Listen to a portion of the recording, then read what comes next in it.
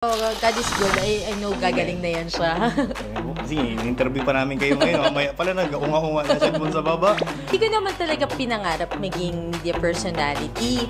Although, ang pangarap ko maging artista nung bata. Kasi sabi niya, magiging palamunin lang ako doon. Wala pa naman ako magiging work. So, pinauwi niya ako talaga. As in, kinabukasan ng graduation day.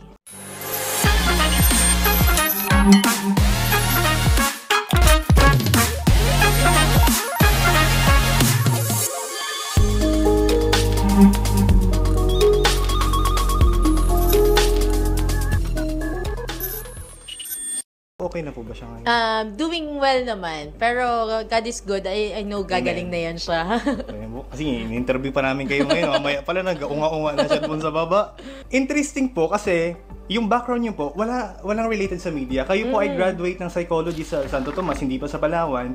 Paano po ito nangyari sa inyo? Paano ka naging media professional? Ito ba ay may in-kind sa pamilya ninyo? Mula ba pagkabata, may iniidolo kayo? Ito ba ay pangarap?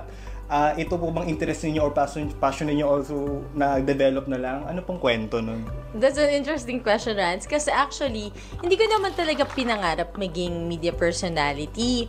Although, ang pangarap ko maging artista. Nung bata, yan, magiging, yun, like, ang idol ko nun si Sharon Cuneta, yung mga ganong level. Pero yung pagiging media personality, ang naalala ko lang, ang only time na ginawa namin yan ay nung nagkaroon lang kami ng presentation nun sa school. Na parang yun lang yung time na kunwari ay reporter ako. Pero aside from that, wala na akong naalalang mga pagkakataon na ginusto ko o pinangarap ko. Pero ang story kasi niyan, Rance, if you let me make kwento, go wow, po. konyo. Kung ipapakwento mo sa akin. So kaka-graduate ko nun ng psych. Tapos, kinabukasan, pinauwi ka agad ako ng nanay ko dito sa Palawan. Kayo po ay taga Palawan talaga? Taga Palawan din talaga ako. For college lang po kayo nag-aral labas? sa Manila. Okay. So, kasi sabi niya, magiging palamunin lang ako doon, wala pa naman ako magiging work. So, pinauwi niya ako talaga. As in, kinabukasan ng graduation day, uwi ako kaagad ng Palawan.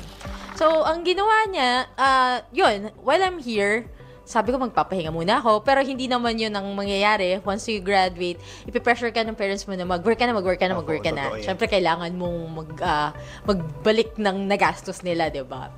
So, yun. Ang una kong hinanap, nag-apply ako sa isang job fair. So, May 1. So, trinay ko, lahat ng mga pwede. Ang gusto ko talaga nun is mag-work sa hotel industry.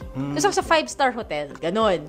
And then, human resource assistant. Kasi yun naman ang work ng, na inclined sa psychology graduate. Okay. And then, eventually, makapag-abroad.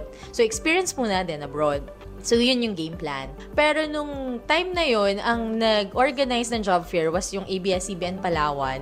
Tapos kinukulit nila kami, oy, mag-apply kayo. So, nag-apply lang kami. Kasi, why not, diba? Kasi that time, parang ang medyo malaking company dito is ABS pa lang.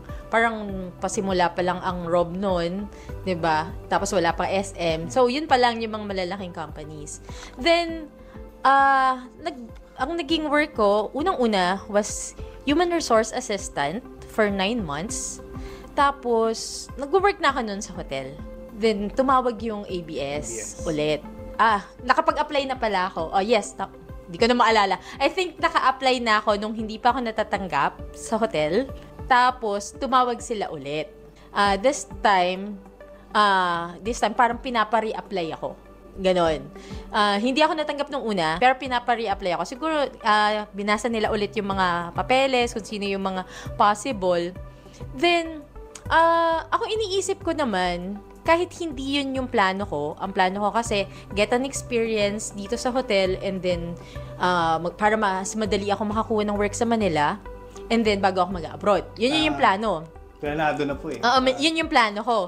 Ang nangyari, sabi ko, sige, kung makuha man ako as a reporter, maganda siyang job experience, 'di ba? Kasi parang syempre nakalagay doon ABS-CBN kagaling, ganyan or nasa media ka kahit hindi man ABS. Yung pagiging isang media personality kasi malaki yung scope. And in line siya doon sa gusto kong posisyon na pasukan in the future, which is training and development ng Human Resource Department. So, yun yung mga nagtitraining ng mga bagong empleyado, nagbibigay ng mga, yun nga, training, seminars, yan yung mga naiisip ko. So, sabi ko, kahit man medyo malihis ako ng landas, di ba, iba man siya sa plano ko, at least connected pa rin siya. Magagamit ko siya as a job experience in the future. Until tumagal ako, and then, na-realize ko, gusto ko pala yung work na to. Na, I fell in love with the job, and then, kahit nga, yun nga, nagkaroon ng shutdown ng 2020, until now, pag may mga opportunity para mag-interview, ay ginagrab ko pa rin. Kasi parang naging ano na siya, mas naging part na siya ng pagkatao ko, kesa dun sa psych na tinapos ko. Yan. Maganda sa sistema nyo na rin ho, ano?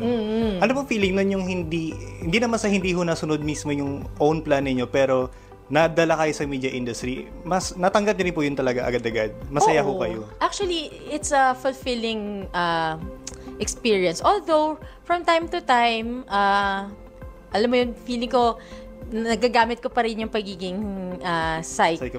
psychology graduate. Kasi pag may mga talk about mental health, ganyan, nagagamit siya. Kasi alam mo yung pagiging, yun nga, pag nasa journalism ka, 'di ba? Nandun pa rin yung pagiging nagbibigay ka ng information. Yes, opo, tama. Nagbibigay ka ng mga interviews, seminars. So gamit na gamit siya. Parang I think it's complementary sa kung Yes, ano yung tama tinapos ko. 'Yun. Kaya feeling ko po, masarap makinig sa isang broadcaster or journalist na yung sinabi to ni Sir Peter Musngi. Si Sir Peter Musngi is ang Golden Voice ng ABS-CBN. Yes, Sir Peter. Na-meet niyo na po siya? Hindi, pero Lodi yan, Lodi. Lodi po. Standard ng mga voice-over artists anyway. Sabi niya, kung may maririnig man daw siya mga boses sa radyo, gusto niya more on poging boses is sustansya. Which is, yun nga po nasabi ninyo, nagagamit nyo pa rin pagiging psychologist ninyo. Yung bang, hindi lang tayo magaling mag-project sa camera as a broadcast or journalist. May sense, sasabihin, may laman. May information nga po na binibigay. Kaya, feeling ko po, grabe yung plus ng experience ninyo na kayo ay naging psychologist muna bago napunta sa media industry. Kasi kahit saan kayo ilagay na broadcast medium, talaga may masasabi ho kayo eh. And to add up, naalala ko noon, yung aming late manager, kami, na mga kinuha niya, parang 10 kami nun eh. Tapos, ang mass comm graduate lang sa amin ay parang 3 o 4. Yung iba ang tinapos ay hindi pala mga 5 rin sila. Yung iba teacher, tapos meron atang sa hotel and restaurant.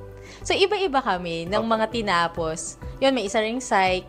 Kasi, yun nga, nakikita ni Sir na kapag may iba kang tinapos na kurso, ay may nurse din pa pala. Wow. 'Di ba? Mas malawak yung broad ng mga subjects and topics na pwede mong i-cover. Yun. Kaya somehow, challenging din siya sa mga mass comm students Yes. na mas maging maalam pa bukod lang dito sa major natin sa industry. Kaya aral tayo mabuti Yes, talaga. kaya kailangan wide reader ka, Yes, po. marami kang pinapanood, kasi ngayon, marami kang kakompetensya dun Totoo sa po. possession. Like, gusto ko lang i-add, di ba sa ABS yung dating reporter, si Mike Navallo, he's a lawyer. Talagang lawyer talaga siya. Parang si Atom Araulio, maliban sa pogi siya, alam ko parang physics, at siya physics graduate, ganun. So, yun, iba-iba yung kanilang mga pinanggalingan. Pero, nakuha nila yung position na sa field reporter. Grabe, no? Back po doon sa mabalikan ko lang po yung shutdown. Kahit na tayo po ay nasa Palawan. Pero apektado ho natin, ABS-CBN kasi alam naman natin biggest network in the country. Ano pong naramdaman nyo talaga personally? Anong effect nun sa inyo? Shutdown? No work? Ano po ba implementation dito kaagad dito sa ating local network? Agad po ba wala na talaga kayong work? Ano po pagkasabi sa inyo? Ang huling job namin ay hanggang July 31. Kami ay umi-eres. So, nakadepende talaga kami doon sa franchise. Oh, Okay? yes, Doon kami nag-e-ere. Parang radio. Sa frequency kami Yes po. nakadepende. So, ang ginawa namin noon, nagpalabas kami sa Facebook. So, nag-jump kayo sa online? Nag-online muna kami. Yun yung backup plan. So, nag-ere kami noon sa Facebook. Tapos, nag-sustain din siya ng mga ilang buwan. Pero, we are aware na anytime ay pwedeng magkatanggalan. Kasi 2020 yun. Bagsak lahat ng negosyo, Kaputukan ng pandemya. pandemya, Shutdown 'di ba? pa. May shutdown. So, alam namin na it won't last long. Kahit po na parang tinatry niyo siyang i-ahon through online, aware kayo na hindi siya kaya. Hindi kaya.